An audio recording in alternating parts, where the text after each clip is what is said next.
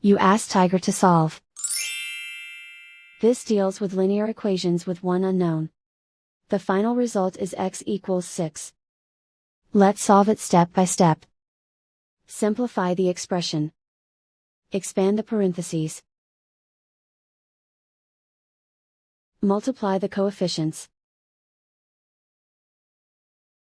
Simplify the arithmetic.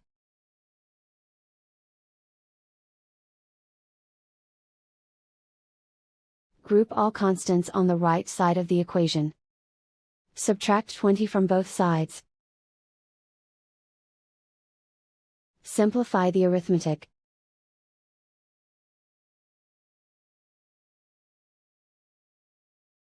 Isolate the x.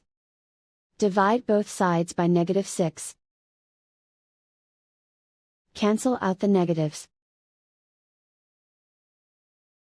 Simplify the fraction.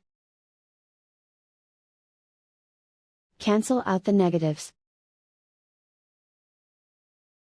Find the greatest common factor of the numerator and denominator. Factor out and cancel the greatest common factor. And so the final result is x equals 6.